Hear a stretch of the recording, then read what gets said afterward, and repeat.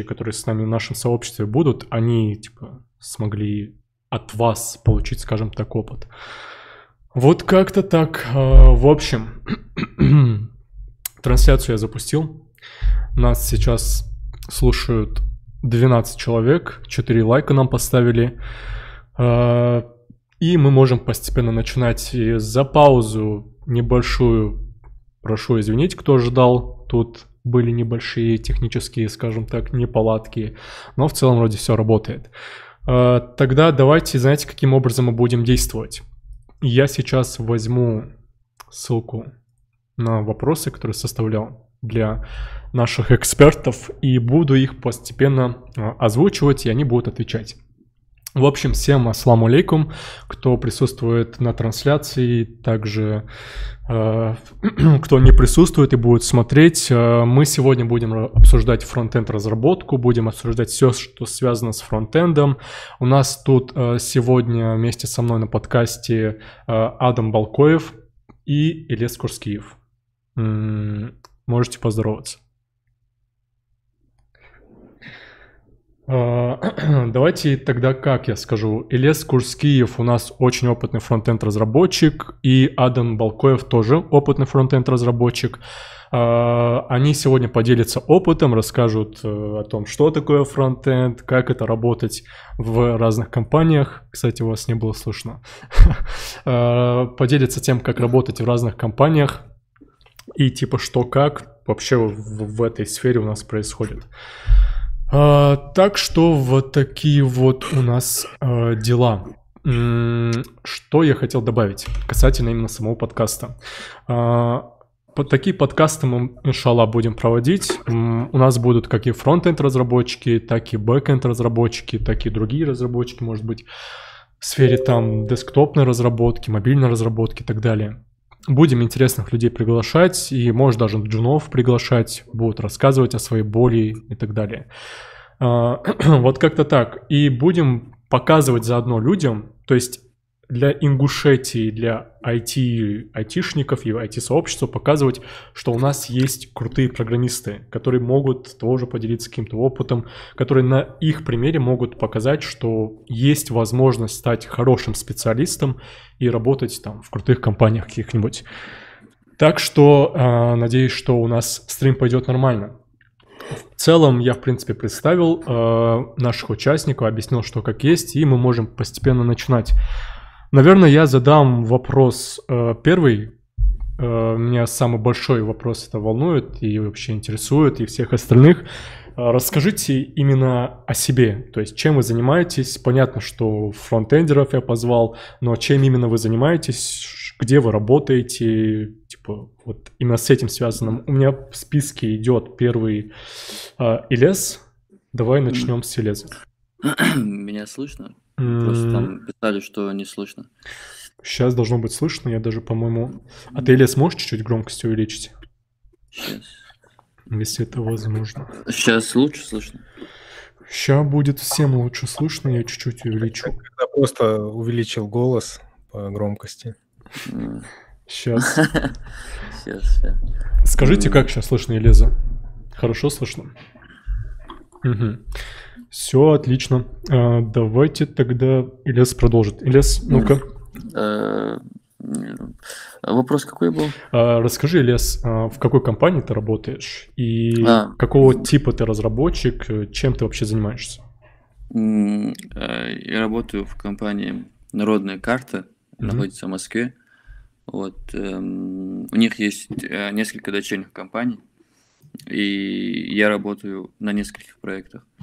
Вот, один из этих проектов, например, называется «Небо». Это проект, где мы создали сервис, где люди могут заказывать рекламу, чтобы эта реклама показывалась на мониторах, допустим, метро, в трамваях и в других транспортах. То есть у нас есть большое количество мониторов, которые мы разместили в метро, которые мы разместили, допустим, в трамваях и других транспортах. И мы создали для этого сервис, люди заходят и заказывают рекламу. И мы делаем так, чтобы все, типа, все круто работало, да. Вот. Это один из проектов. И есть такие несколько проектов. Вот. Я работаю на нескольких проектов. Есть еще внутренние проекты, допустим, админ-панель для того, чтобы управлять, допустим, вот этим сервисом. И есть еще много проектов. Смотри, мне интересно понять, то есть получается в метро то, что все рекламы отображаются, то есть все, что мы видим, когда заходим в метро, это через ваш сервис отображается, да? Просто чуть-чуть тут зависнуло, Гаваш. Ну давай уточню еще раз. Не до конца расслышал. Смотри, ты говоришь, рекламы, которые есть в метро, электронные, там на мониторах отображаются, это через именно ваш сервис отображаются, да? Да. Ага, то есть получается настолько крупная компания, что вот контролирует всю рекламу. Это большая компания. Ничего себе, нормально. И ты, получается, фронт-энд разработчик, у тебя опыт работы вообще какой? То есть сколько лет ты программируешь? Ну, я программирую уже 7-й год, если не 8-й. Чисто на JavaScript? Да, я только и JavaScript знаю. Ничего себе, нормально. А React ты уже сколько знаешь? React, честно сказать, я сейчас не могу сказать точно срок, но примерно, думаю, года 4. Нормально. Понял, то есть ты занимаешься только фронтендом или еще бэкэнд знаешь? Бэкэнд я пишу, но очень редко, но по большей части я занимаюсь фронтендом и позиционирую себя как фронтенд-разработчик, нежели, допустим, фуллстек или бэкэнд. Ну, это на самом деле правильно. Я думаю, в этом смысле стоит себе акцент делать. Понял. Тогда, Адам Балкоев, расскажи, пожалуйста, о себе, чем занимаешься, где ты сейчас работаешь и какие языки, например, знаешь? Ну, я вот искал работу до Нового года, получается, в поисках работы. И как раз вот буквально до Нового года получилось получить оффер и выйти на работу. Я успел поработать там буквально 5 дней, но успел поработать. Компания для меня новая, поэтому прям много что по продуктам я не могу рассказать. Но если вот то, что я понял на сегодняшний день, по крайней мере, это некие... То есть есть строительная компания, Северин называется, которая... Она как бы... Она занимается... не сколько самой стройкой, сколько вот документациями для других. Вот и внутри этой компании было подразделение разработчиков, скажем так, которые занимались IT-продуктами. И они впоследствии как бы отделились в отдельную компанию, они находятся в том же офисе, у них большой офис, и они там же сидят, по сути, называются Signal, ну, то есть у них так продукт называется Signal. И суть этого продукта... Ну, то есть они успели много сделать. Я смотрю, у них там порядка 5 или 6 всяких продуктов, скажем так, которые помогают повысить эффективность управления проектами в строительстве. Вот так коротко. Ну, например, один из проектов, ну, это помимо каких-то внутренних, а-ля там, сделать там, ну, офисным работникам нашим непосредственно, да, там, каким-то менеджерам какую-то удобную админ-панельку, чтобы они могли там перетаскивать какие-то данные. Как раз-таки вот я сейчас этой задачей и занимался, да, сегодня вечером. Вот. И вот, например, из того, что вот прям мне запомнилось, это 2 таких вот нюанса. У них первый, то, что у них там есть, знаешь, когда вот смотришь... Когда вот, как будто вот архитектор может, или какой-то там, не знаю, какой-то человек, который разбирается в этой теме, он может этот дом конструировать, прям вот по блокам собирать, и, ну, то есть это выглядит все в 3D, можно крутить туда-сюда, вниз. То есть у вас работа с 3D-графикой, канвасом, да? Да, там, ну, то есть есть отдельные люди, которые непосредственно эту 3D вот эти вот элементы создают. Вот. Я пока еще до этого проекта не добрался, это просто вот то, что я видел. Ну, там, например, там, не знаю, какой-то админ наш или какой-то архитектор, там, он добавляет элемент, он ему может задать параметры, объем, там, длина, ширина, то есть это, ну, достаточно такое для меня пока еще непонятно. Из понятного я видел такой продукт есть, где например, строительство, и рабочий какой-нибудь там, да, то есть который, ну, за это отвечает, он в конце каждого дня с такой специальной 3D-камерой проходит по всему объекту и через мобильное приложение, ну, которое у него установлено, он делает фотографии. И, соответственно, это такая штука, которая позволяет человеку, который потом впоследствии должен поехать посмотреть на каждую стройку, какой был результат там в тот или иной день, эта система позволяет, скажем так, по дням, по месяцам там отслеживать тенденцию, там, что происходило в этой комнате, да, там, на протяжении, там, не знаю, Прикольно, месяца. На самом деле очень интересная штука. Да, она, ну, такой продукт интересный, но я стартап, пока еще, да? Я поработал всего 5 рабочих дней до Нового года. Это типа какой-то стартап? Да, это, можно сказать, стартап. У ребят такие достаточно амбициозные цели. Они, у них вот в этом, ну, в прошлом году, получается, появился уже первый клиент. Они это делали для своей компании сперва, Северин. Ну, имеется в виду, они внутри нее родились, скажем, ну, компания это зародилась. А сейчас они уже эту систему начинают продавать другим компаниям строительным. То есть, если ты хочешь, например, как-то оптимизировать свое там время, скажем так, в стройке, да, потому что в стройке, как я понимаю, время – это очень такой важный ресурс, то такие IT-решения, они как бы позволяют его очень сильно экономить. Ну, на самом деле, это довольно, я тебе скажу, такая важная вещь, именно когда ты в плане стройки занимаешься. Мне кажется, ты довольно хороший продукт попал, так что надеюсь, у тебя дальше там нормально получится продвинуться. Да, что может еще не радовать, что используется последние технологии, нет какого-то legacy кода, то есть это React, это там, не знаю, всякие очень такие крутые штуки, там, развертывание проекта, все очень красиво, удобно, то есть там где-то, ну, до 10 проектов, наверное, я так, ну, в репозитории там их много, в репозитории там 20 или 30 репозиториев мне открылось, но вот там где-то около 10 всяких продуктов таких, они как бы на микросервисы все побиты, и очень удобно, то есть мне один раз объяснили, вот мы вот так запускаем, развертываем проекты, и все, то есть мне один проект показали, как делается, и я все знаю, как их теперь разворачивать, и нету трудностей. Ну смотри, тут какой момент. Тут на самом деле сейчас нас смотрят именно начинающие, и для них сейчас очень пугающие слова звучат. Развертывание, репозитории, гитхабы, всякие эти страшные слова. Я предлагаю поступить, наверное, таким образом. Давайте мы будем им в процессе это объяснять. И для того, чтобы в процессе им это объяснить, дать понять, что мы вообще... Ну, если мы друг друга понимаем, я уверен, что 50% тут не понимают, что мы вообще говорим. И я вот сейчас хочу зрителей, которые будут нас слушать, влить в вот нашу тему. И мы постепенно вот будем сейчас переходить к вопросу, связанному с тем, что такое репозиторий, вот как у тебя этот процесс происходит. Но вот прежде всего было интересно узнать следующую вещь. Мне вот интересно узнать такой момент. Вот вы фронтенд-разработчики, и, соответственно, как-никак мы все жили в Ингушетии, живем, и хотелось бы понять, вот люди, которые смотрят, наверное, задаются вопросом, как вот делать то, что делаете вы? То есть, как вот этому всему учиться и каким образом вы этому всему научились? Вы какие-то уроки проходили, вы какие-то курсы смотрели? Может быть, у вас там был преподаватель какой-то? Вот можете рассказать, как вообще стать фронтенд-разработчиком? Вот понять то, что вы сейчас говорите. Ильяс, тебе слово. Ну-ка, Ильяс.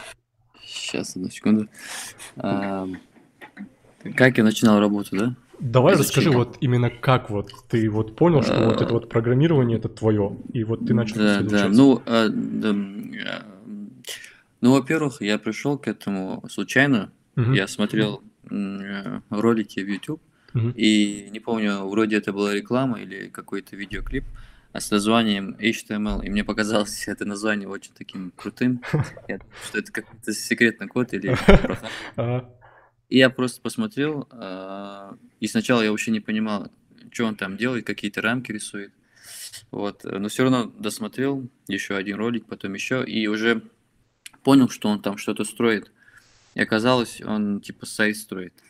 Вот. И мне это понравилось, я сам уже начал все это делать, потом понял, что типа еще и нужен какой-то дизайн. начал изучить еще один язык CSS, потом понял, что типа это все нужно оживить, потом еще JS начал. И вот таким образом я начал это изучать. А первые уроки, которые я смотрел, я не знаю, знаете ли такого человека, зовут его Евгений Попов, очень такой старый чувак. Сейчас у уже него сайт красного цвета, и там у него обложки такие, книжки нарисованы, или дискеты, вот эти вот коробки, да? Да. Алды помнят, алды помнят. Пожилой вроде. Да. Вот. Но он в те времена очень круто объяснял, и по его урокам я типа начал все это изучать. Вот как. Как-то так я к этому пришел. И ты уже постепенно, как вот получается, ты, смотри, получается, ты нашел какие-то уроки и начал уже в дальнейшем по урокам смотреть, и, соответственно, практику ты откуда брал? Ты просто повторял уроки? Ну, ладно, просто тут нужно быстро говорить или же более свободно? Если у вас есть время, то можно свободно. Я никуда не спешу. Вот как вообще началось, у меня еще есть один друг, Ибрагим его зовут, мы вместе с ним начали все это изучать, и мы вместе тоже начали смотреть уроки Евгения Попова, вот, и когда мы уже что-то изучили у него, мы начали практиковаться, и как мы начали практиковаться, мы, короче, хотели сделать социальную сеть. Ну, мы реально хотели сделать социальную сеть и стать миллионером. Ну чисто ингуши, да. Это любой ингуш должен создать социальную сеть. Да, ну сейчас это особо не актуально, но тогда это действительно было актуально. Это еще у ВКонтакте был старый дизайн, очень мало возможностей давал ВКонтакте, типа, ну тогда более-менее такие возможности были. Тогда, типа, социальная сеть была в пике. Вот, и мы хотели сделать, и вот начали делать социальные сети, но мы особо никаких представлений не имели, типа, что такое бэкэнд, типа, как связать там бэкэнд с фронтендом. И когда мы поняли, что, типа, из-за того, что мы знаем HTML, CSS и чуть-чуть JS, мы не сможем сделать социальную сеть, мы изучили еще PHP. И насколько, если мне память не изменяет, PHP мы изучили, смотря уроки Михаила Русакова, вроде так называется, чувак. Вот, мы изучили PHP, и все, мы решили, все, сейчас мы сделаем социальную сеть. Вот, и мы действительно кое-что сделали. Вот. Самое крутое, что мы там сделали, то, что мы сделали сообщение в режиме реального времени. То есть ты отправляешь сообщение одному человеку, и оно сразу же приходит. У вас через каждую секунду обновлялся, да? Да, мы придумали, такой принцип, конечно, был, но мы сами к этому пришли. Да, еще мы сделали такую крутую вещь, мы смогли понять, типа, как сделать сообщение не прочитанным, там, прочитанным, вот эти вещи. Но тогда для нас это какой год был? Это какой год был? Где-то 2000... Это было где-то лет 7 назад, вот так. Нормально. Это очень круто, что вы уже в такое время додумались запилить социальную сеть. Да. Вот. И, с помощью именно разработки социальной сети, мы ее не полностью, конечно, сделали, мы потом поняли, что, типа, нет смысла все это делать, но именно разработка социальной сети нам дала очень большой опыт. Типа, мы поняли, как все это работает, типа, ты изучаешь теорию, допустим, да, ты получаешь знания программирования, но почему-то вначале происходит так, что у тебя не получается сделать то, что ты хочешь. Вроде у тебя есть знания, но не получается, потому что мозгу нужно привыкнуть к новой обстановке. Вот, и эта разработка социальной сети нам помогла привыкнуть к новой обстановке. Мы уже начали думать уже как программисты, и типа уже дальше типа было намного легче. Вы очень верно сделали одну вещь, очень верно, это то, что, во-первых, вам было в кайф делать то, что вы делаете. Да. Во-вторых, от этого кайфа вы еще получали пользу такую, что вы изучали что-то новое. То есть, понимаешь, вы сами себе ставили задачи, типа, а давай сделаем вот это, а давай сделаем то. сами себе ставили задачи и начинали что-то изучать. Вам приходилось гуглить. То есть, понимаешь, сколько скопа вещей сразу же вы смогли охватить тем, что просто решили сделать социальную сеть. Вы смогли разобраться, как правильно гуглить. Вы смогли разобраться с тем, как PHP работает. Смогли разобраться с HTML, CSS. Это очень круто на самом деле. Так и должно быть. Нужно просто выбрать, как они выбирали LS. Сказал, как они выбирали проект и начать его делать.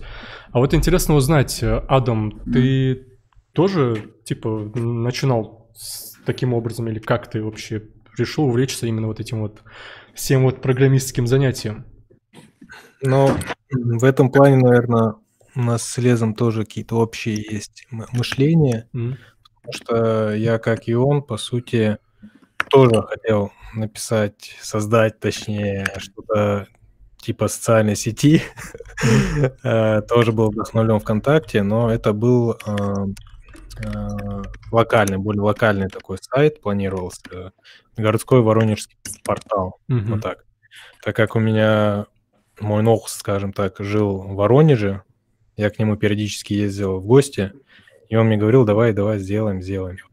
Вот, но я, скажем так, я не обладал никакими навыками HTML, CSS, я обладал только навыком на Юкозе что-нибудь там по шаблону создать. Юкоз.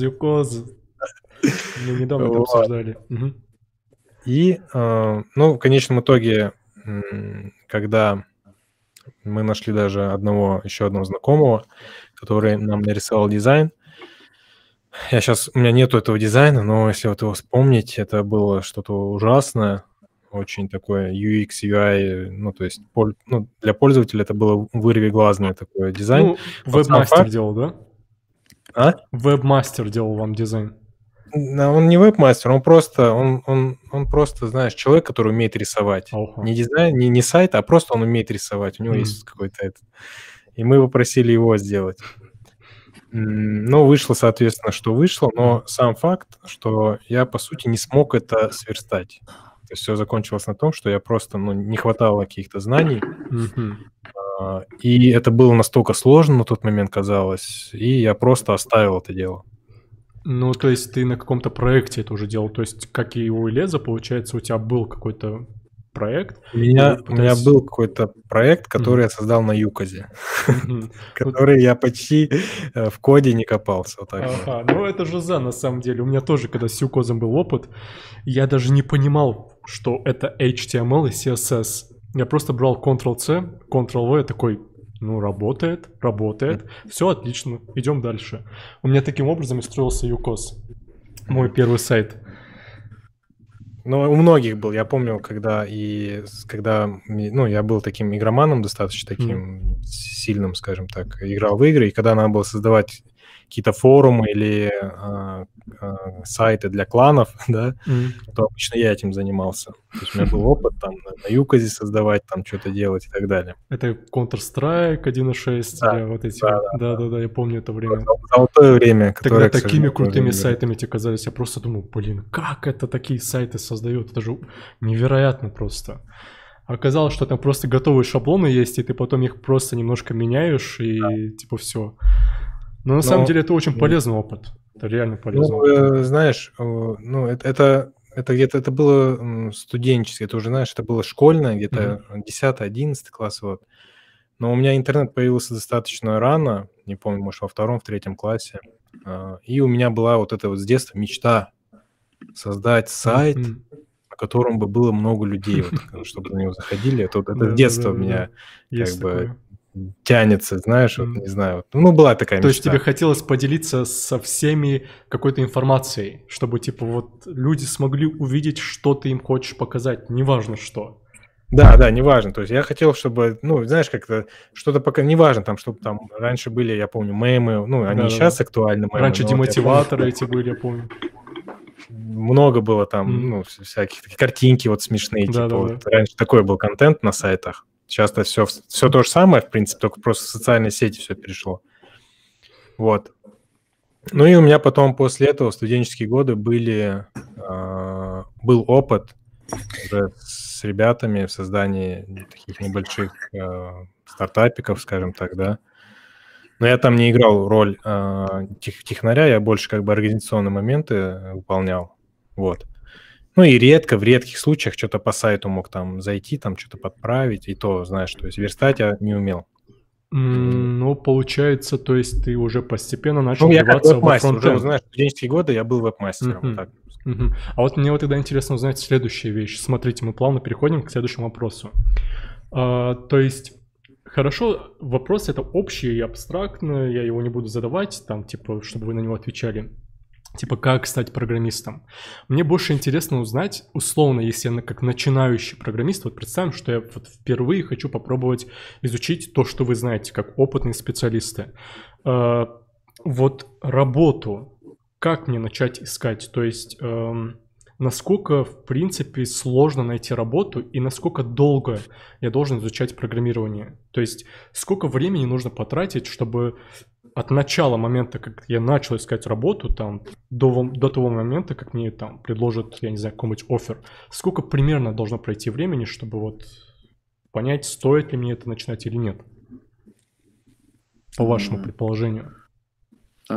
Имеется в виду, вопрос состоит в том, что за сколько времени можно получить оффер, да? Условно. Или за сколько времени время? можно стать джуном, я бы даже сказал, чтобы уже там... За какое время можно стать джуном? Ну, давай я сформулирую. Ну да, то есть сколько времени нужно потратить, чтобы получить минимальный багаж знаний, чтобы получить свою первую работу? Вот так. Можно тогда. Ну, и, честно говоря, я не смогу точную цифру сказать, но мне кажется, что при хороших усилиях можно за полгода типа получить хорошие знания и свой первый оффер. Ну, примерно год. Или это мало? Ну, типа, если так в расслабленном состоянии изучать, то и за год. Но если, типа, ты очень сильно стараешься, очень сильно хочешь, то за полгода можно, мне так кажется. А зарплату на какую я могу рассчитывать? Ну, думаю, мне кажется, именно первая работа, уже факт того, что ты получил первую работу, это достаточно. То есть не нужно смотреть на зарплату. Но мне кажется, ну, где-то от 40 тысяч, от 60 тысяч, вот так. Ага, то есть вот как. Особо заморачиваться не нужно зарплату, уже нужно довольствоваться тем, что у тебя есть работа, и уже твой опыт уже начинается. Оккупация. Ну да, да. Есть добавить, Адам? Ну, я здесь также соглашусь с Лезом, что, ну, я считаю, ну, что за полгода в таком интенсивном режиме можно найти, ну, то есть набраться минимального багажа знаний и найти работу. Вот. Это реально. То есть мой опыт, это было 3 месяца интенсивного обучения и месяц на поиск работы. А вот такой вопрос. Смотрите, вы сейчас уже работаете в компаниях, которые не находятся в Ингушетии. И я вот плавно буду переходить к следующему вопросу. Мне интересно узнать следующее. Перед тем, как буду задавать эти вопросы. У вас есть вообще диплом, высшее образование? То есть вы окончили университет? Я должен, Андрей, взять 15 января свой диплом. Но мне он нужен не потому, что он мне действительно нужен, да, просто потому что родители так хотят. Ну да. Вот это капризы родителей. А так, я не знаю насчет Трудового кодекса. Указано ли в Трудовом кодексе, что для того, чтобы принять на работу программиста, нужен диплом. Если там это не указано, то диплом абсолютно, мне кажется, не нужен для программиста. Сомневаюсь, что там вообще это указано даже. Да, ну тогда не нужен, абсолютно не нужен. То есть, получается, вы, например, ты, Ильяс, получается, без диплома, еще не получив диплом, являясь студентом, уже работаешь в какой-то компании. Да. Ну, насколько я помню, мне сказали показать справку, что я учусь именно в университете. Серьезно? И только таким образом, да, мы можем, типа, взять тебя на работу. Это какая компания? Связано с военкоматом, скорее всего. Возможно. Ну, бывает, что компания, она переживает, что у тебя могут там военного билета нет, еще что-то. Да, может быть. Ты там посередине там работы, там раз в один месяц придут за тобой, и все. Это если под такая РФ ты устраиваешься? Да. Ага, вот как. Но я обычно работал без ТК РФ, и я с этим не знаком. Я даже удивился, типа... у меня единственное один раз потребовали справку о том, что я якобы должен учиться, точнее, учусь, и есть ли у меня справка о военкомате или нету.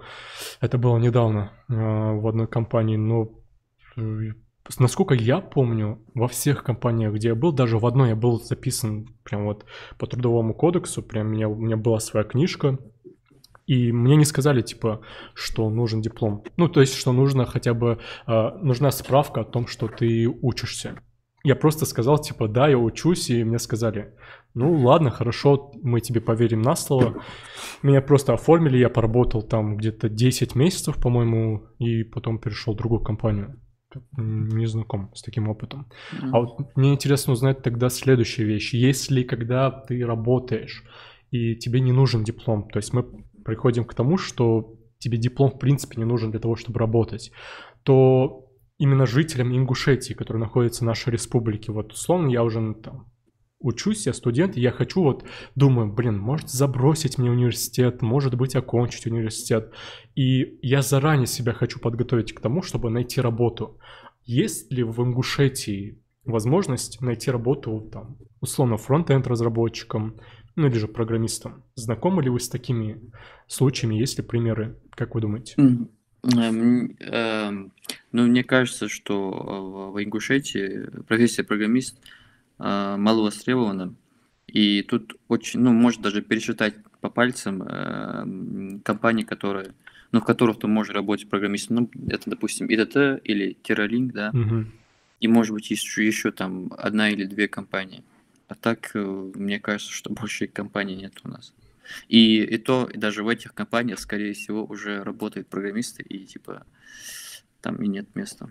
Ну да, отчасти я согласен, потому что я, как понял, там в ИТТ или в TerraLink попасть, или ты должен быть очень крутым специалистом по их критериям, или же просто рассчитывать на удаленку.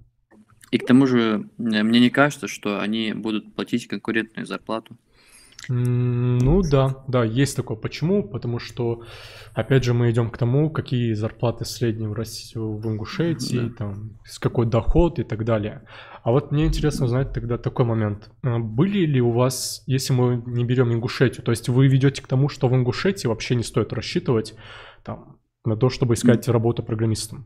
Ну, я сторонник этого, да, чтобы не искать работу в Ингушетии. То есть, получается, не Ингушетия, это получается, каким образом тогда я должен найти работу? Ну, я обычно использую два сервиса. Первый сервис это, раньше он назывался «Мой круг», сейчас вроде Хабр, Карьера, да. Вот. Я там искал вакансии, ну, работу. И в Telegram-группе называется JavaScript Jobs. И там тоже, ну, большинство вакансий я искал именно в этой телеграм-группе. То есть, если ты хочешь найти работу, я вот студент, ингуш, только окончил ИНГУ, и первое, что я должен сделать, это зайти в Телеграм и найти там работу. Ну, естественно, сначала нужно резюме составить, вот, и желательно добавить туда добавить туда проекты, даже если ты в этих проектах не участвовал, я так считаю. То есть, если украсть. Да, украсть, ничего страшного в этом нету. Просто дело в том, что они все равно, большинство компаний проводят собеседование, ну, посмотрят, какие у тебя есть знания. А вот резюме, вот эти проекты, которые ты указал в своем резюме, вот они нужны, чтобы как-то украсить. Да, и чтобы компания чувствовала себя более такой уверенной в тебе. Хорошая мысль, кстати, очень хорошая мысль. То есть ты говоришь о том, что если ты будешь составлять резюме, то в резюме, конечно же, не врать полностью. Да, не врать, конечно. Да, типа не говорить, что ты там типа сеньор помидор-программист, там типа у тебя 15 лет опыта. Немножко приврать можно, да? Да, ну, допустим, ты работал только в одной компании, но можно писать, что ты работал в 4 компаниях. Нормально так. Я хотел сказать, немножко приврать, и, по-моему, мне это только одна компания, ну ладно, 2 компании. Ты прям сразу же там все сказал на 6 лет вперед. А вот тогда, Адам, ты такую практику используешь вообще? Как ты думаешь об этом? Ну, у меня, получается, опыт поиска работы вот выдался на октябрь, ноябрь, декабрь, вот 3 месяца.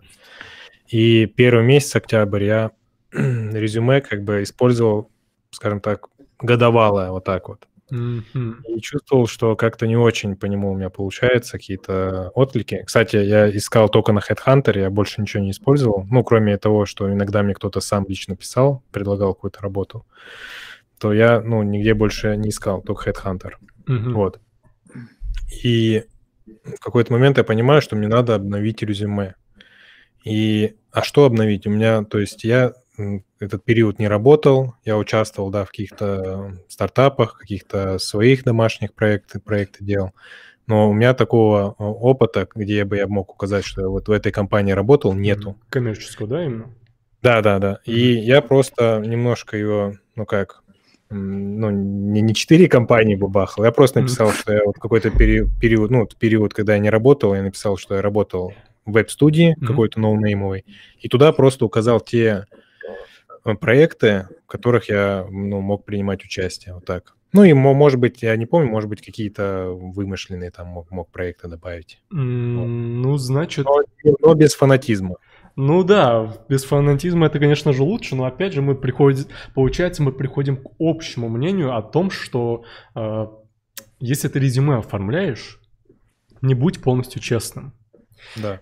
Конечно, да, хорошо быть честным, ты молодец, да, тебя там родители хвалить будут, что ты никогда не врешь, но, к сожалению, хвалить тебя потенциальный работодатель не будет за это, и для того, чтобы ты заинтересовал, скажем так, ту или иную компанию, нужно чуть-чуть там кое-что указать. И я делал отдельную трансляцию на эту тему, может, потом ссылку скину, не буду углубляться, но ребята очень правы, и я полностью подписываюсь под их слова, потому что, к сожалению, компании не берут джунов, если у них нет опыта работы. А откуда брать опыт работы? Ниоткуда, если тебя никто не берет.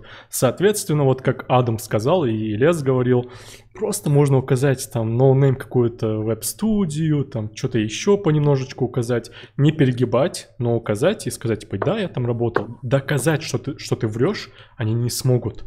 Никак. Им придется в Ингушетию приехать.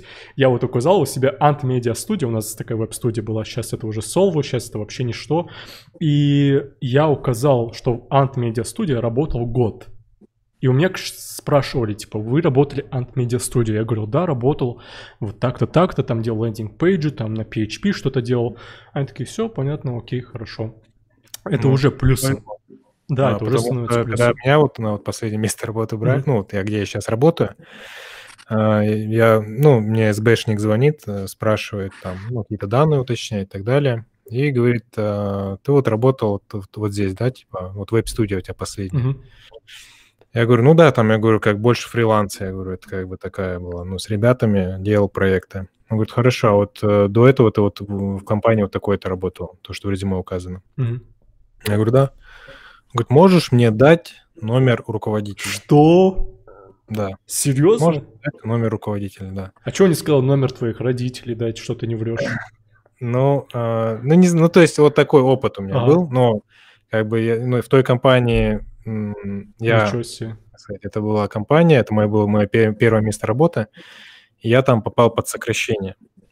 Но я как бы попал под сокращение, но у меня есть рекомендательное письмо от них, что, что я как бы не из-за своей неквалифицированности, да, попрощался с компанией, да, а то, что вот у них там, скажем так, были трудности, вот. И вот как раз-таки у меня был номер своего тимлида. Единственное, что я ему потом не позвонил, этому тимлиду, не спрашивал, тебе звонили или нет, но вот сам факт, вот такой опыт. Ну, уже достаточно, что ты там работал. Да, он мог как бы набрать тимлиду, спросить вообще, что за человек, там нормально, там справлялся, не справлялся. То есть такое возможно. То есть когда такой вопрос, я просто, знаешь, вот я представляю человека, который вот сейчас пандемия, ладно, мы все на удаленке, а вот ты пришел на собеседование, вот, и вот так СБшник с тобой говорит, и СБшник тебе вот эту вот фразу говорит, типа, дай мне номер руководителя предыдущего. Мне интересно, как лицо меняется человека. Я думаю, СБшник сразу по лицу может определить, что... СБшник это типа чувак, который тебя собеседует? Не, СБ это типа служба безопасности, это человек, который тебя ничего проверяет. себе. Уже ты когда собеседование все прошел, это Ничего себе. подключается уже СБ, которая, ну, проверяет тебя там. Это да. только в офисе или это удаленно То тоже есть, бывает? если у тебя кредиты, там, судебные какие-то там тяжбы, ну, типа, не в розыске ли ты, да, и так далее. Адам, Вот, это их задача. это только удаленно, это только в офисе или удаленно тоже такое бывает? Насчет удаленно... Я такой не встречал. У меня работа в офисе, и насчет удаленно я не могу, вот, не было опыта у меня. Вот, но если ты как бы по ТК РФ, я думаю, они к этому посерьезнее, вот, скажем так, относятся, потому что оформив тебя по трудовому, ну, как-то потом, наверное, тяжелее с тобой прощаться там, и так далее. Ну, да, а вот у меня такой вопрос возник. Смотрите, мы ингуши, мы не русские, и учитывая то, как наши студенты, не студенты ходят в университеты не ингушские, там, условно, Ставрополь, Москва и так далее, мы знаем, что есть такая фраза «Ай, нацик ворозым, ай, нацист ворозым, избаганцы», типа, меня отчислили, из-за этого меня завалили, такое сделали. Просто ссылаются на это. А есть ли в IT-рынке такой момент, что из-за того, что ты ингуш, там, не знаю, кавказец, просто из-за национального аспекта, что тебя просто могут не взять?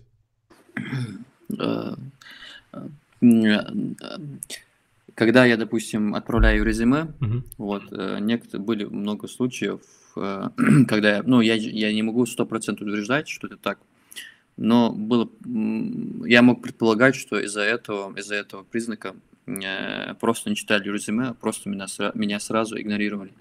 Но когда я должен был пройти собеседование, вот с этого момента я не помню ни одного случая, что как бы мне отказали из-за того, что, из-за этого признака. То есть, если мне откажут из-за того, что я не прошел собеседование. И мне скажут конкретные причины, почему, типа, меня отказали. Вот. То есть, если я дошел до собеседования, то не было такого случая, что мне отказали. А именно вот когда я просто отправляю резюме, вот тогда вроде были случаи, что типа из-за того, что, когда видишь, что, допустим, я родом с Ингушетии, допустим, да, потом отказывают. Это твое предположение или ты как бы Это мое предположение, уверен? потому что, мне же никто не скажет, что типа, потому что мы нацисты, типа, мы тебе отказали.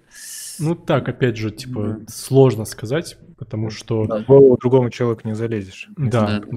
Тут как бы, знаешь, типа, maybe да, maybe нет, типа... Да. Просто там же не как у нас, как пишут в комментариях, типа, не как связано с квартирами. То есть даем только лицам славянской внешности. Ну, кстати, я честно скажу, давайте я сначала Адама послушаю, потом скажу не на моем примере, вообще на другом. У тебя, Адам, было такое, что Адам Балкоев, они такие посмотрели, ага, это кавказец, и типа сейчас он с автоматами к нам придет, и его брать нельзя. Слушай, но опять же, да, это так явно что-то такого, я за собой не наблюдал, но опять же, я считаю, что любому кавказцу, который находится на территории Российской Федерации, нужно в 1,5 или в 2 раза больше усилий прикладывать в любом деле. В любом. То есть именно в России. Мое мнение. Вот. А то, что, ребята выходят в IT, то есть я знаю много, скажем так, ребят из Дагестана, там, из Кабардино-Балкарии, которые находят работу, по крайней мере, в Москве они ее находят. Вот. То есть каких-то проблем, что прям не берут, такого нет. Это, опять же, не квартиры сдавать. Да. Ну, я честно скажу, опять же, это наше предположение может быть, но я с HR-ами разговаривал, и когда вообще собеседование проходишь, точнее, я вот не замечал вообще такого, ни разу не замечал за весь мой опыт, чтобы хоть как-то относились к тому, что кавказцев брать нельзя. Халаш, насчет, я еще хотел сказать, когда тебя они видят, то есть когда есть у тебя очное собеседование, и, ну, когда ты стоишь лицом к лицу, вот тогда, типа, они очень, даже лучше, чем обычным человеком относятся. Я это заметил, ну, по крайней мере, ко мне так было. То есть, может быть, это потому, что, то есть, когда они тебя не видят, они думают, ну, такой стереотип есть, и он не просто так произошел. То есть есть еще люди, которые уходят туда, не только ингуши, а из других регионов, которые там, ну, разные разбои делают и другие вещи, и, соответственно, происходит такой стереотип.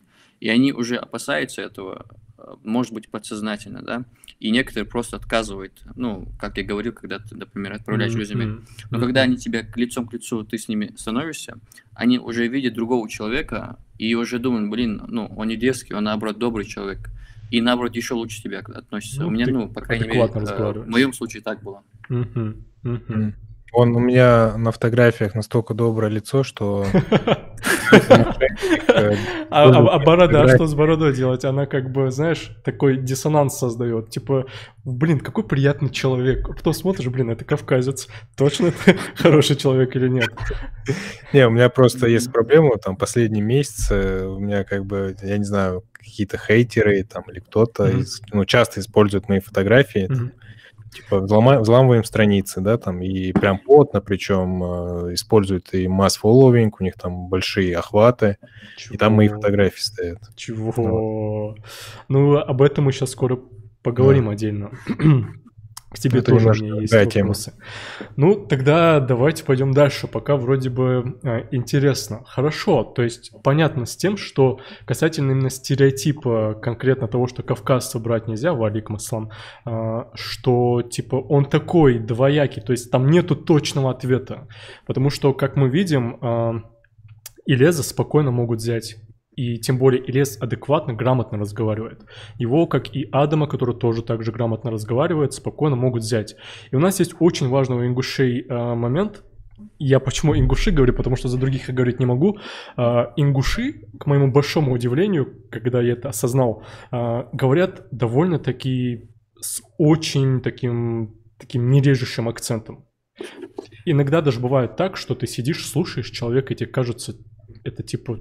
кавказец или не кавказец. Бывают такие моменты, что ты как бы такими вопросами задаешься.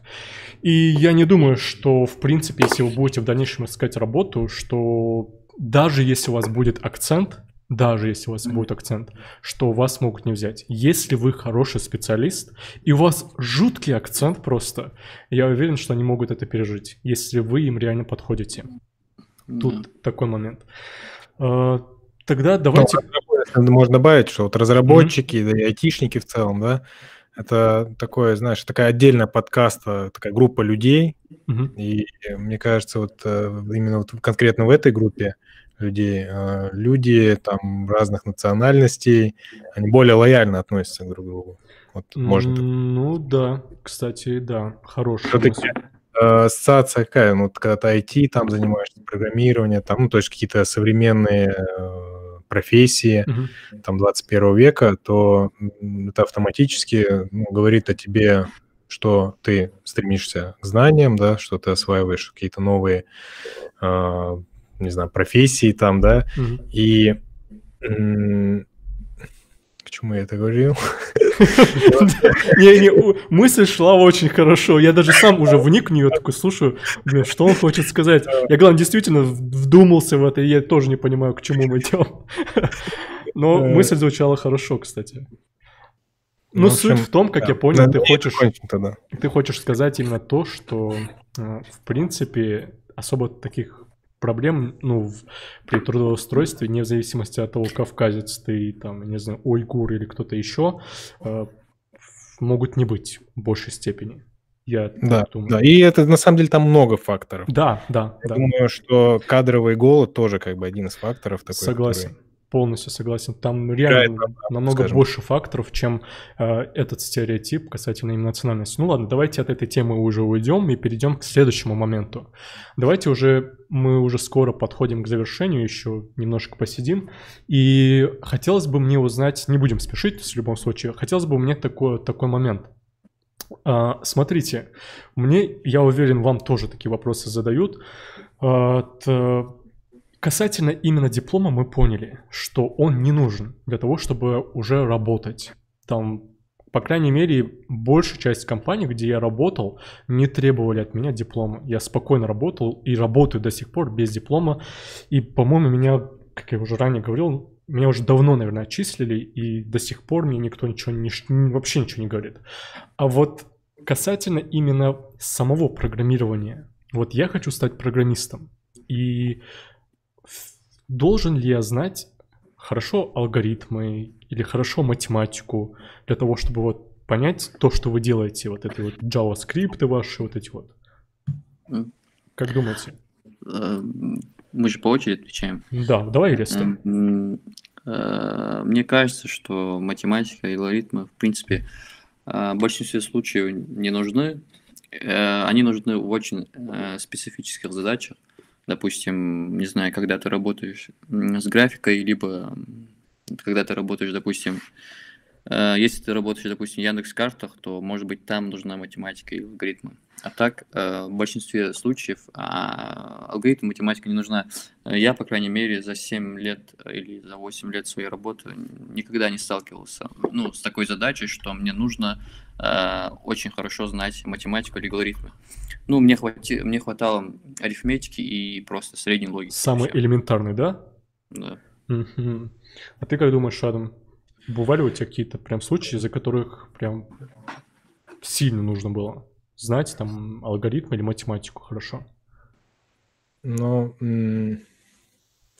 думаю, что конкретно у меня не бывало прям такой острой необходимости. В любом случае какие-то решение каких-то простых алгоритмов, умение их решать, это будет, несомненно, большим, огромным плюсом. То есть я считаю, что хоть я и не знаю алгоритмы, да, но их знать их хорошо. Да, и знаешь, надо развиваться в эту сторону тоже, даже если ты фронтендер, то есть, как знаешь, то есть я считаю, что это нужно. Насколько это сильно нужно? Вот насколько сильно нужно, чтобы это найти работу? Чтобы начать свою работу, там, войти в профессию фронтенда или фуллстека, бэкенда, там, да, то это не критично. То есть вы можете не знать, не изучать алгоритмы, и у вас все будет окей. Если вы захотите пойти куда-то, возможно, если это речь касается про профессии, такие как связанные с Data Science, я, насколько слышал, там математика как бы нужна. Там аналитика, математика, ее там больше нужно знать. Вот, и подозреваю, что и в разработке игр, то опять же, я говорил про графику, по сути, вот эта графика, игры, это тоже вот непосредственно то, что связано будет с математикой. Согласен, верно, очень верно отметил. Если ты игры, например, хочешь создавать, хотя у нас подкаст про фронтенд, но все равно, если ты игру хочешь создавать, то нужно знать математику, алгоритмы, да. Еще я добавил бы, что, действительно, алгоритмы, они развивают твою логику, и, скорее всего, некоторые алгоритмы каждый из нас, может быть, уже написал, просто он это не заметил, и все. То есть, допустим, были много алгоритмов, не помню, сейчас точно не могу сказать, но я смотрел, я просто раньше читал книгу, и действительно некоторые алгоритмы, которые я там читал, я их уже однажды реализовывал, просто я не понимал, что я написал алгоритм. То есть, по сути, получается, тот код, который мы пишем, в какой-то степени это какой-то алгоритм. То есть даже может быть условно то, что ты хочешь, я не знаю, там сделать так, чтобы один блок передвигался на какую-то другую часть страницы, и в какой-то степени это уже какой-то алгоритм. Есть... Да, допустим, я однажды делал парсер криптовалют, и так как там слишком много вычислений было, цикл, и мне приходилось, там был массив, и мне приходилось как-то угадывать, все это оптимизированно сделать. То есть там числа были вроде, как я помню, насколько я помню. Вместо того, чтобы начинать с нулевого индекса, я начинал справа, потом слева, слева, и таким образом, вот таким образом это все вычислял. И оказалось, когда я просто ради интереса смотрел вот эти алгоритмы, там один из алгоритмов был таким же. То есть логика одного алгоритма была такая же. Я его, кстати, читал в Гроке алгоритмах, по-моему. Оказалось, что я его сделал, просто я не знал, что это алгоритм. То есть я имею в виду, бывают такие случаи тоже. Интересно, на самом деле. Я вот просто то, что ты говоришь, вот тут пишут в чате, посоветую почитать Грока и алгоритмы. Это хороший совет, если вы реально хотите вот вникнуть вот в алгоритмы, там, с оптимизацию каких-то там итераций, там, не знаю, вычислений или чего-то еще. Это на самом деле очень хорошая книга. Хотя я прочитал, по-моему, 10 страниц или 15 и забросил. Ну, понял. То есть, в принципе, получается, резюмируя, для того, чтобы уже работать, начать изучать вообще даже в принципе программирование, не нужно знать алгоритмы там прям очень сильно. Ну, по крайней мере, во фронтенде это не нужно. Да, согласен. Тогда давайте пойдем дальше. Вот смотрите, вы сейчас с какими фреймворками, библиотеками работаете конкретно вот в вашей работе? Я работаю на React.js. Адам? То же самое, React. То есть у нас все на React на работе. Вот тогда возникает такой вопрос. Возможно, тут сидят люди, которые слушают нас, смотрят по фронтенду, по React и вот этой всей теме. И мне вот интересно узнать, почему вы выбрали именно React, а не там... Есть же много других библиотек, там есть Angular, есть Vue.js. Ну, насколько я помню, если сравнивать три этих фреймворка, Angular, Vue и React, сам первый из них появился Angular, да? По-моему, да. И, ну, когда сначала я все писал на Golang.js, ну, все писали вроде на Golang.js, и появился Angular, я помню, и, типа, его начали все больше людей изучать, но я его все равно не изучил. И через какое-то время появился React.js. И я начал замечать, что вакансии по React.js стали больше, а вакансии, которых требует, ну, можно писать Golang.js, все меньше. И я уже по необходимости просто начал изучать React.js, и уже как бы и рад тому, что именно React.js я изучил, а не Angular.js. Просто я типа по необходимости перешел к тому, что мне... Ну, а необходимость у тебя какая была? То есть тебя именно мотивировало то, что много вакансий было, или ты вот... Ну, я понимал, что через какое-то время... Да, я понимал, что через какое-то время уже вакансий особо не останется. То есть, ну, останется, но это очень сложно будет мне уже найти работу, где я могу свободно писать на Golang.js. Вот как. Так я начал, так я пришел к React.js.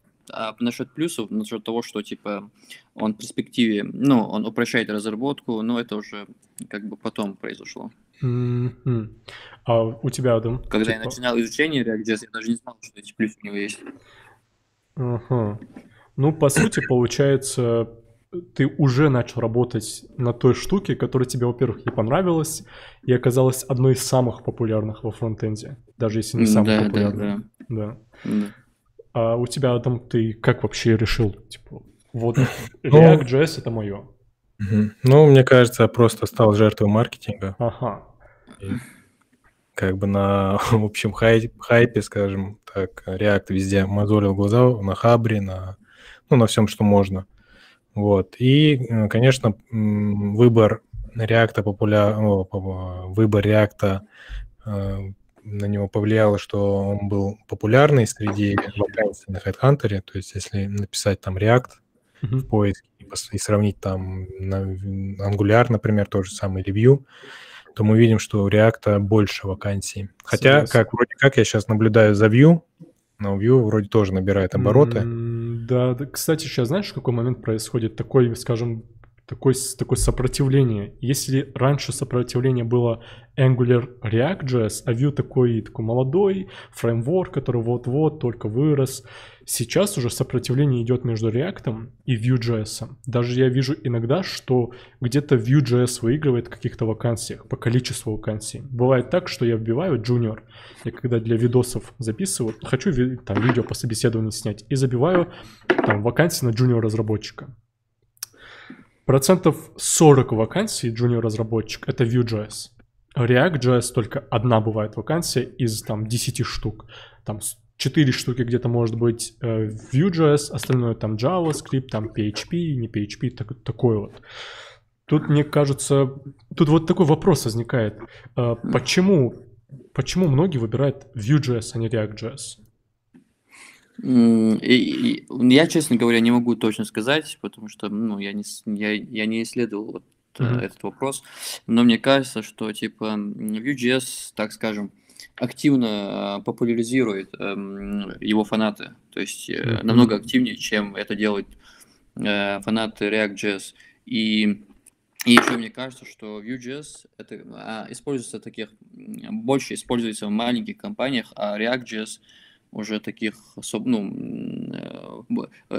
React.js используется намного больше в больших компаниях, чем Vue.js используется в этих компаниях. Ну, тут такой спорный момент, я бы сказал. Да, это мое предположение, я, конечно, могу ошибаться, я не рассматриваю этот вопрос. В принципе, я согласен в том смысле, что сообщество действительно прям очень сильно хайпит.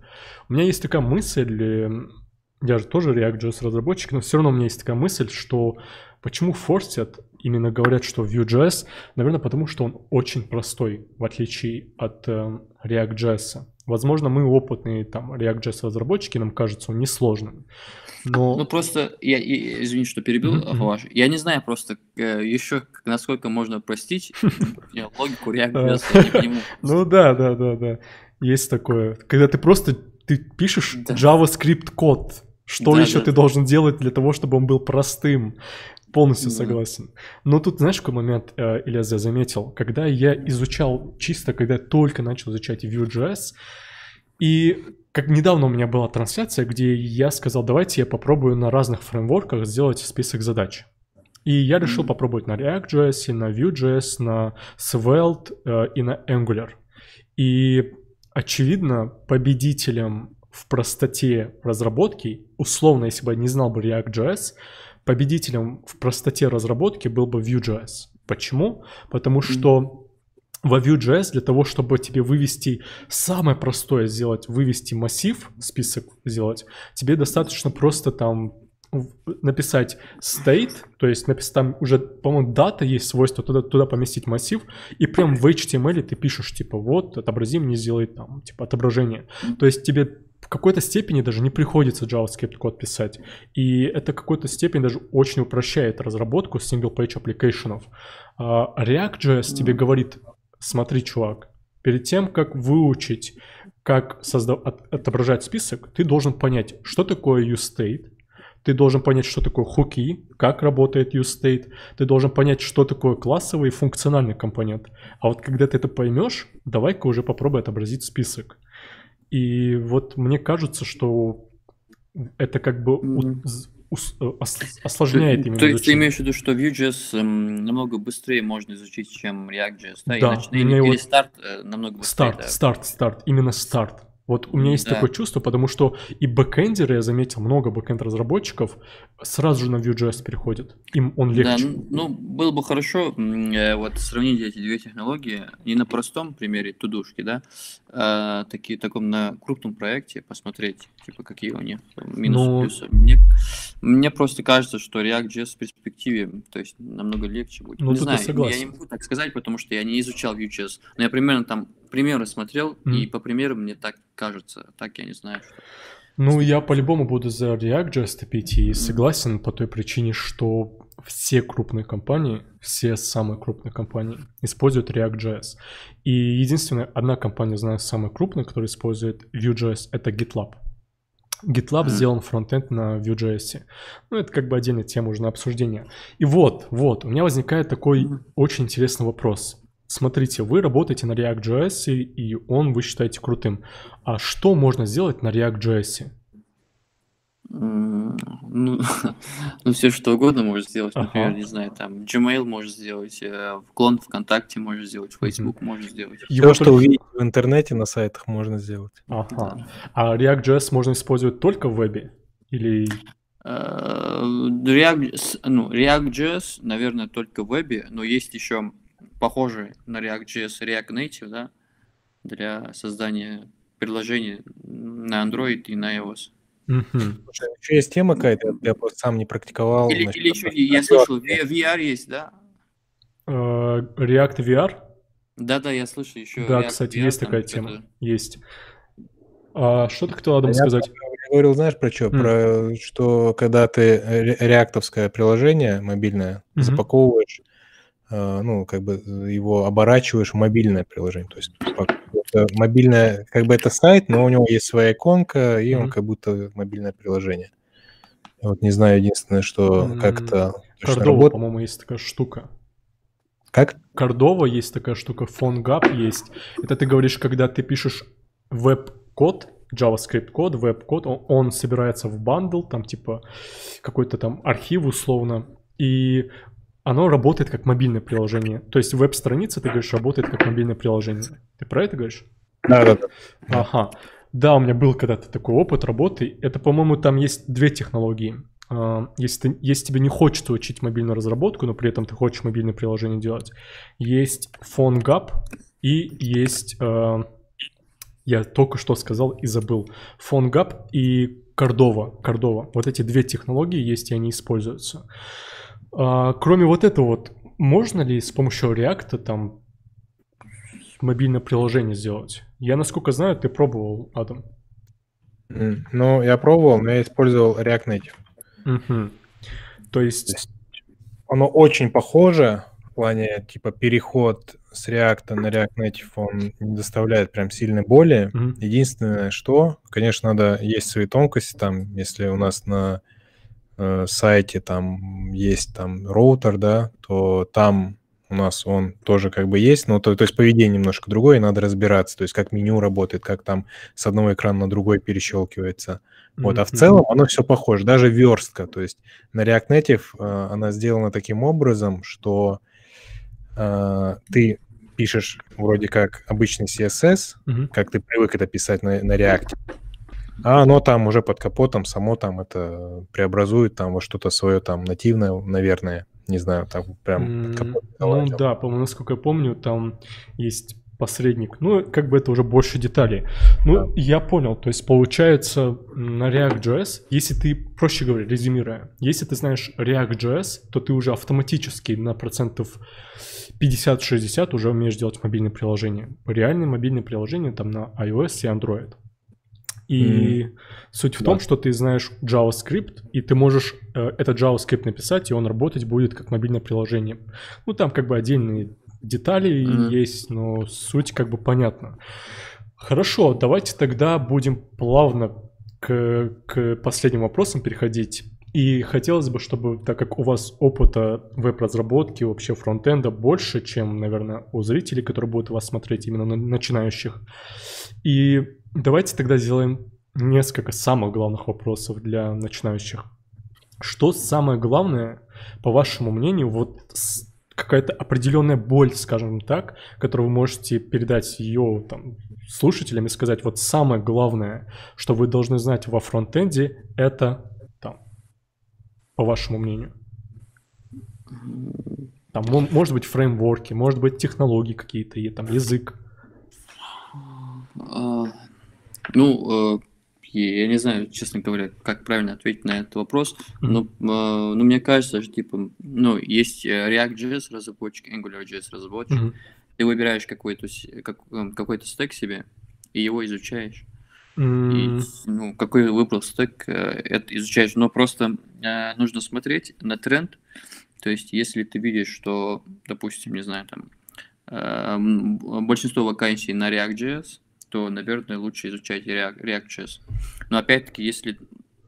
вот так. То есть ты предлагаешь именно следить за трендом, типа где много вакансий, и выбирать какой-то язык или технологию? Да, следить за трендом, да. Смотря какой тренд. Допустим, сейчас в тренде TypeScript, да, и лучше сейчас его изучить, чем, допустим, не знаю, потом будет... конечно, потом ты тоже можешь изучить, но чем раньше, тем и лучше. Вот, у тебя будет, может быть, не знаю, если бы ты его не изучил бы, если ты бы его изучил бы сейчас, допустим, чем через 3 месяца, ты бы нашел себе намного лучше работу, чем через 3 месяца нашел бы, понимаешь? То есть лучше раньше. Ну да, кстати, с одной стороны, это тоже верно. Опять же, я когда TypeScript изучал, учитывая то, сколько бы у меня там лет не было опыта разработки, мне было сложно его выучить, а я не знаю, как джунам будет, но Ильяс, в принципе, прав. Лучше сейчас знать TypeScript и пытаться хотя бы попробовать его выучить, чем потом, когда тебе компания откажет из-за того, что ты не знал TypeScript. Тот случай, когда я учу TypeScript на работе. Ну, тебе повезло, я вижу, не только с TypeScript. Такой момент тогда. Вы можете какой-нибудь, я не знаю, там, какой-нибудь курс посоветовать, книгу посоветовать? Вот что нужно человеку, который только хочет во фронтенд влиться, чтобы вы ему посоветовали начать изучать, чтобы вот влиться во фронтенд разработку? Можно и план построить, можно и посоветовать канал, допустим, на YouTube. Можно тут сказать парочку, если есть там какие-нибудь. Или можно потом в чате написать, если людям будет интересно. Канал WebDev есть такой канал YouTube. Вот, мне он очень понравился, он круто объясняет. Вот, и насчет сайта есть Learn JavaScript. Вот, мне он тоже, этот сайт понравился. Есть еще хороший сайт, если как только на React переходите, изучать gurufy.dev. Да. Кстати, очень верно подметил. Адам, я сейчас скину ссылку. Называется сайт Gurufy. Если вы увлекаетесь React.js и вам непонятна документация, которая есть в react.js.ru или там .com, я уже не помню, что org, по-моему, было, то советую вам заглянуть на этот сайт. Там очень разжевано и понятным языком для начинающего React.js разработчика языком описано, как вообще, что происходит, каким образом это работает. И причем на демках показывается с исходниками.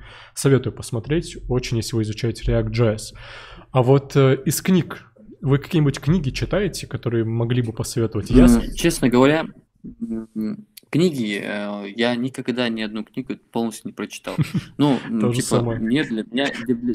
Причем только по программированию. Для меня нет никакой разницы между книгой и...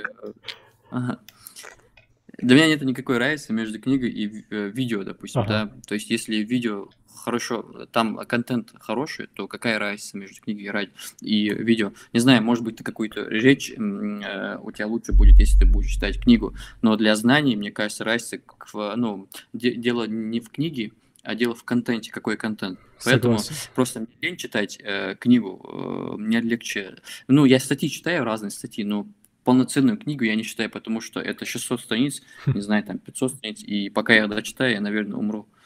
Это ты сильно сказал. Ну какую? Есть такая книга, она называется «Ты не знаешь JavaScript». You don't know JavaScript. Она переведена, она лежит на GitHub, и, конечно, для новичка, наверное, который вообще не писал ни строчки кода по JavaScript, это будет не очень книга. Но человек, который уже что-то начал писать, уже что-то делать, то это, наверное, будет интересно. Я хоть и сам их не прочитал все, я как бы одну только прочитал. Чисто просто так на обложку посмотрел. Не, она прикольная обложка, и там есть, ты знаешь, такие, типа, как там работает движок JavaScript, там, то есть есть много тонкостей, которые, то есть там этот человек, я не помню, автор, он прям очень таким доступным и языком написал ее, и там вот все вот эти, как сборщик мусора, он там работает, JavaScript. То есть все то неочевидное, то, что мы как бы с чем сталкиваемся, то есть он об этом рассказывает тоже. Вот. И я пропустил вопрос по боли людей, да, я не успел ничего сказать. Наверное, основная боль у начинающего – это...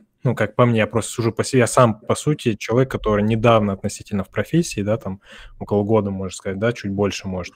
И то там коммерческого опыта не год. Вот. Основная боль – это, наверное, вот с чего начать, вот основной вопрос такой. И он упирается в то, что начинающий, человек, который входит в профессию, там, он не может выстроить себе правильно учебный материал, то есть каким образом, какими дозами и что и когда ему надо изучать. То есть это основная такая проблема наблюдается.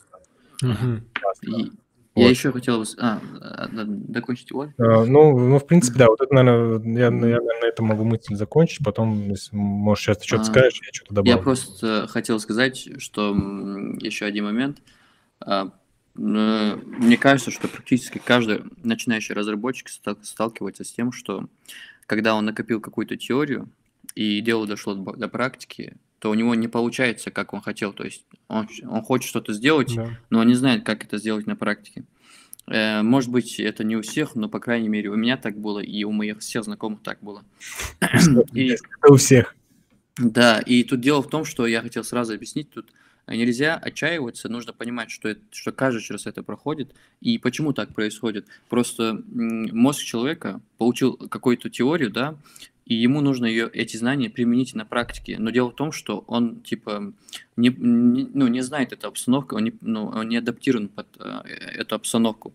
И ему нужно как-то адаптироваться, привыкнуть к этому, и для этого нужно время. И поэтому в этот момент, наоборот, нужно понимать, что твой мозг уже в процессе адаптации, он уже сейчас начинает адаптироваться, и через какое-то время он уже будет очень хорошо работать именно в этой обстановке.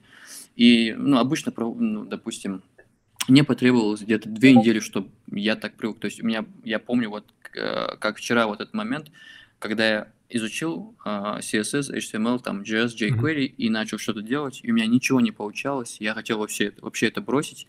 Я еще усиливал, я больше тратил время, и потом через недели 2, через 10, я не помню конкретное время, у меня все получилось. Может быть, кому-то месяц нужен, кому-то неделя нужна, но через какое-то время обязательно, типа, это все уже сработает. Ильяс, вот ты очень верную и умную мысль сказал. Это очень хорошо, что ты отметил. А вот смотри, ты говоришь, что ты уже хотел забросить, да, вот это вот все.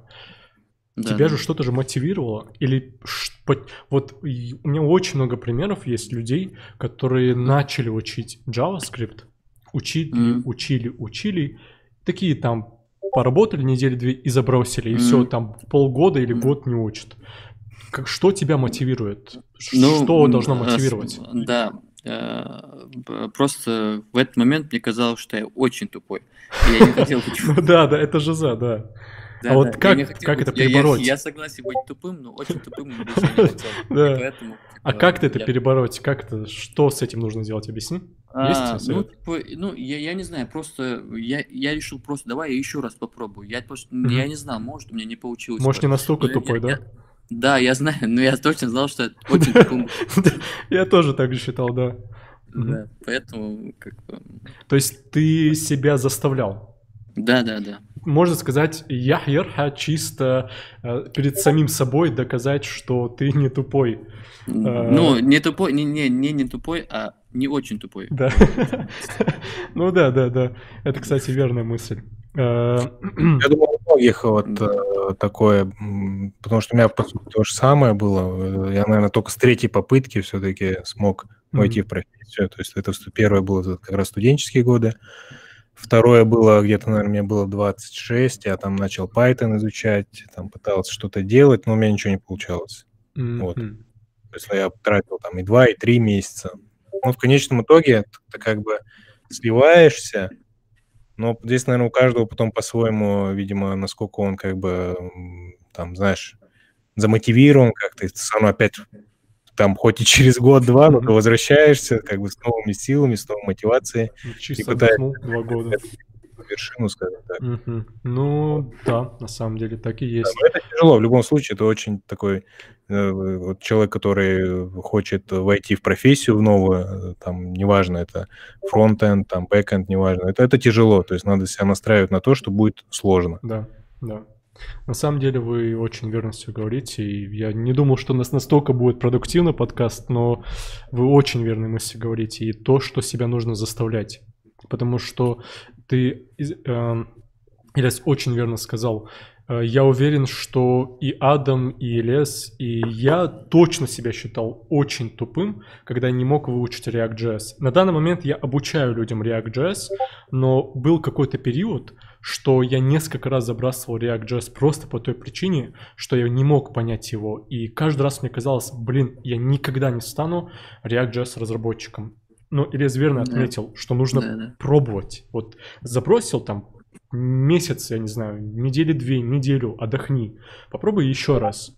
Опять не понял. Отдохни еще, ничего страшного. Это не значит, что ты просто окончательно тупой. Значит, просто мозг еще не готов. То есть он еще... Как раз состояние на работе, вот мои первые дни на работе было точно так же. Как именно? Я сидел и думал, типа, все новое, TypeScript, что-то кубернеты, докеры. Я сижу такой, думаю, знаешь, и такой прям думаю, а вообще, зачем я сюда пришел? Вообще, может, и зря я вообще вышел на работу? Может, не надо было до меня? То есть у меня до такие мысли, то есть мне приходили. Но на второй день уже как бы проще, ты уже вроде уже все у тебя вроде и получается, что-то уже, знаешь, не так. Там на третий день у меня опять было такое состояние, опять что-то непонятное. И вот последние только пару дней я так, знаешь, в себя пришел, так успокоился. Более увереннее уже стал, да? Да. Все-таки есть переживания, особенно когда... особенно вот когда ты еще новичок, например, если вот отматывать назад, когда у тебя первое место работы там или второе условно, то, конечно, у тебя такие переживания внутри тебя будут, и это нормально. Мне так кажется. Я по себе судить, то, что ты думаешь, что у тебя что-то ты не на том месте, у тебя не получится. Здесь, я думаю, надо просто это как-то этот день пережить, и на следующий день уже станет проще. Да. Я, кстати, хочу отметить... зрителям или слушателям, которые будут сейчас слушать или потом. У Адама Балкоева есть свой YouTube-канал, называется «Как стать программистом». Я бы ссылку скинул. Было бы хорошо, если бы Адам бы скинул. Да. Скинь, пожалуйста, ссылку. У него есть YouTube-канал, он там рассказывает про то, как изучать JavaScript, показывает на разных там примерах, как его изучать на разных задачках. Советую к просмотру, объясняет толково.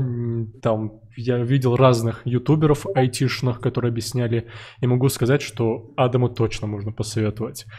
Вот так вот таким вот образом. Ну что, давайте тогда я больше, думаю, особо мучить вас не буду вопросами. Сейчас посмотрим вопросы, которые есть в чате.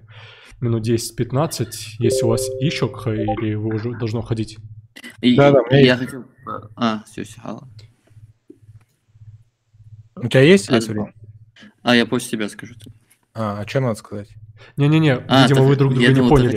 Адам сказал, да, у меня нормально есть время, а ты или что хотел сказать? Я просто хотел один момент рассказать. Давай. Вот кто такой Джун, Middle и Senior? Давай, отлично будет. Просто это такой... Всегда из этого просто холивар бывает. Вот, просто, как мне кажется, Джун — это чувак, это программист, у которого есть теория, есть знания, но он не может какой-то продукт сделать самостоятельно, и ему нужна какая-то помощь.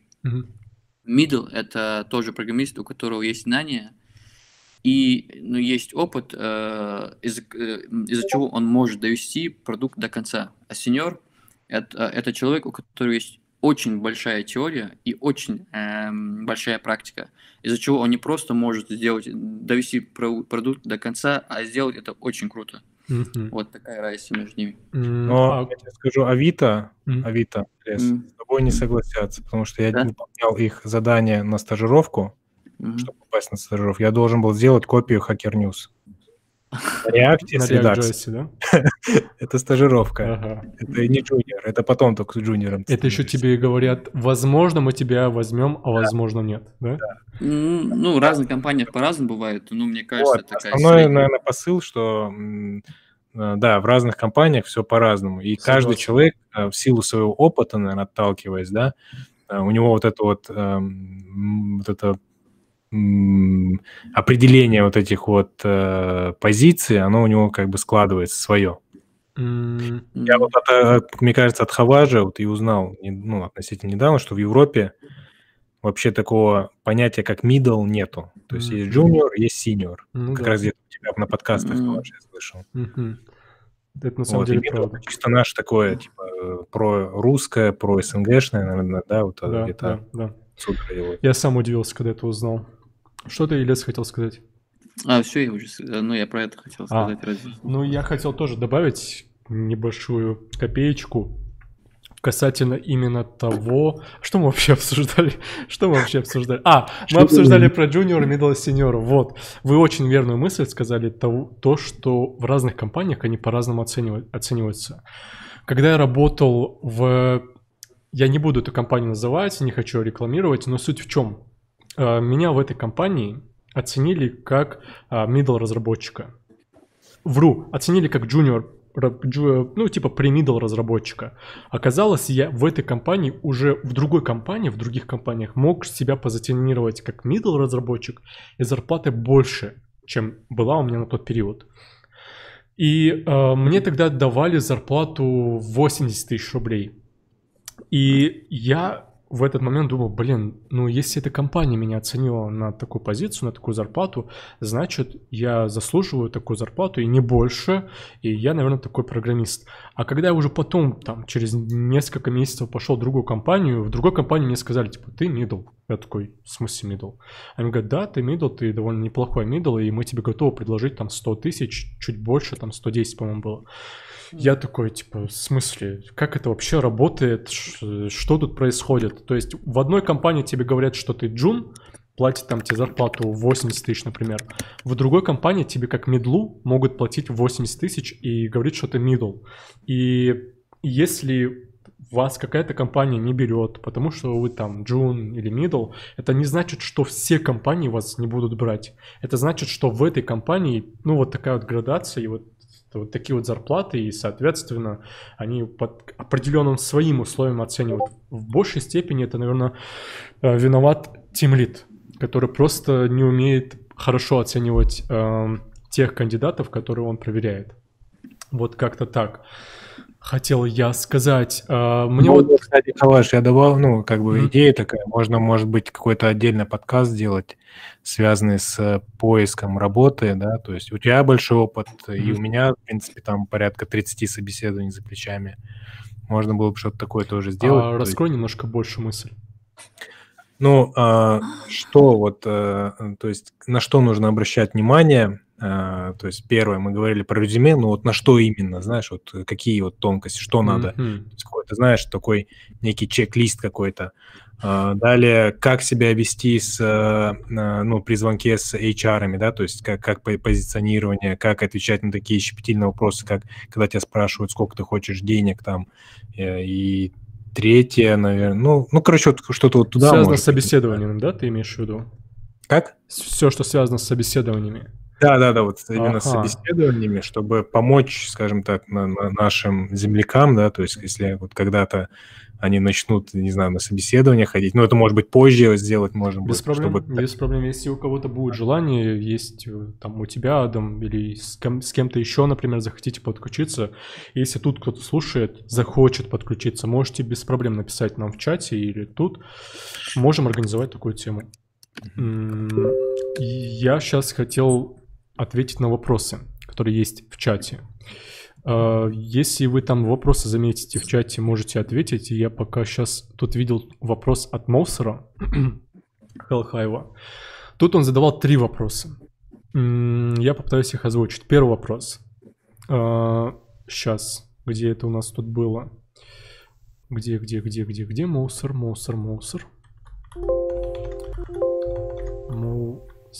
Вот. Моусер спрашивает следующее. Первое. Технологии, которые вы в ближайшие 3 года будете... технологии, которые в ближайшие 3 года будут востребованы. Через сколько месяцев после начала поиска работы смогли найти первую работу? Рынок, вероятно, изменился, но все же. И третий вопрос. Какими площадками пользуетесь? Какими площадками пользоваться, чтобы найти первую работу, какую тактику использовать? И четвертый вопрос какой? Что хочет и не хочет слышать HR и тех интервью от разработчика?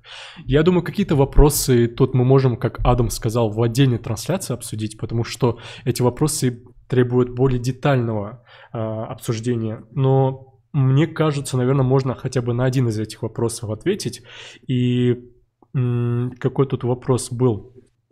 Могу высказать мнение по поводу поиска работы, сколько времени. Ну, давай вот это вот. Да, вот можно его. Как я, в принципе, недавно относительно, да, ну, я вышел на работу буквально вот перед праздниками.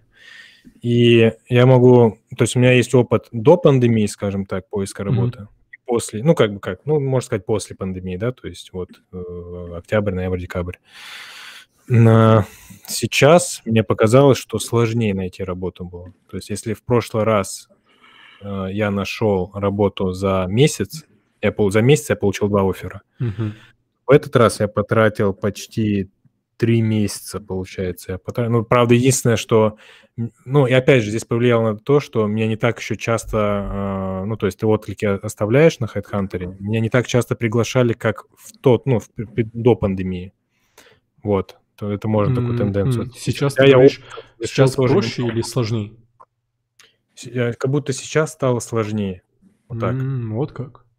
Да, ну, это исходя из моего вот этого опыта. Ну, мне интересная, кстати, мысль. Да. Пока сложно с ней согласиться, потому что я когда фейковое резюме создал и собес пытался записать, не скажу, что я прям такой заметил, но понял, что джунам сложно. Вот именно джуниор-разработчикам найти работу вообще в принципе, даже вне зависимости от пандемии, сложно, наверное, по той причине, что некоторые компании просто, типа, создают вакансии и не пишут, что там нужны или не нужны, просто отказывают всем. Бывали такие случаи, что, типа, даже ты по всем условиям подходишь, но тебе отказывают. Просто вот настолько глупые ситуации бывают. Но опять же, тут, конечно же, стоит не сдаваться, пробовать во все места, просто кликать. Даже если там Vue.js написано, просто кликайте. Ваша главная задача — найти работу и потом уже постепенно развиваться. Чтобы было понимание, да, сколько попыток надо предпринимать, мне кажется, я совершил где-то откликов 600 или 800. Нормально. То есть для тех людей, которые откликаются на 10 вакансий и ждут с моря погоды. Да? Ну, это, кстати, очень хороший пример. То есть ты просто на все подряд кликал до тех пор, пока кто-то тебе не даст ответ. Да, да. Это очень верно. Очень кто не знает, лимит на HeadHunter 200 откликов в сутки. Так что... Без остановки просто, да, 3 дня? Да, набиваете React, там 1000 вакансий и начинаете кликать. Молодец. И обязательно проводительное письмо. Очень правильно. Проводительное письмо, сопроводительное его сложно составлять, я его пытался, но... А потом лень тебе становится, ты такой, да ну нафиг, потом во все просто тыкаешь и откликаешься. Я уже так начал делать. Но это уже по желанию, мне так кажется. Что тут я посмотрю, есть ли какие-то вопросы, которые мы не ответили? Если нету, то в принципе... Или здесь вопрос есть, JS или TS? JS или TS? Ну, TS, наверное. Потому что это тренд. Скрипт уже. Обычно люди, которые только перешли на TypeScript, плюются, типа, TypeScript это... А когда месяц там посидишь на нем, уже наоборот начинаешь плеваться. Ну да, ну типа, если ты к нему привык уже... Ну я сейчас не использую TypeScript, потому что наши компании его не используют. Но типа, это как IDE-шка, допустим, когда ты перешел с текстового редактора на IDE-шку, типа, ты понимаешь, что насколько это удобно. Вот то же самое, наверное, и в этой ситуации, когда ты переходишь JS на TypeScript. Очень удобно. Ну да, согласен. Мне кажется, нужно просто перебороть именно этот момент. Просто осознать, что TypeScript — это очень крутая штука. Но сразу же вам говорю, те, кто будет TypeScript изучать, что готовьтесь к тому, что вы будете его ненавидеть максимально, как только можете ненавидеть. И вам будет казаться, что в каких-то местах он даже вам специально ошибки делает, чтобы вы его не выучили. К этому тоже стоит готовиться. Вроде бы я вижу, тут особых вопросов нету. Тут в основном люди между собой тут что-то обсуждают. Короче, тогда Кегенах Нагасан Шенхахтар Дали, именно я обращаюсь к слушателям, Шенхахтар Дали в интернет нашем канале, ссылка есть в описании, там будет отдельный чат, вы можете в любой момент там задать вопрос или же там, другим разработчикам. В этой же ссылке, которую я скинул, если там, возможно, есть желание у Илеза или у Адама там ответить нашим ребятам, программистам, вы можете, например, написать им, их контакты указаны там в виде ссылок. Опять же, типа, смотря насколько у них будет время. Но в любом случае, надеюсь, мы друг другу, иншаллах, ингуши, там вообще все помогать будем и будем развивать наше сообщество айтишное. Так что Шон Дел Расхол, Адам, Илес, что Хадяхка, что вы побыли, посидели, рассказали, поделились опытом. Дел Расхол всем, кто ставил лайки, что как-то хотя бы активность проявлял. Надеюсь, это наш не последний подкаст. Все, так, ассаламу алейкум, бисмиллаху. Наверное, ребята тоже попрощаются с вами. Ассаламу алейкум, да, объясняю лучше.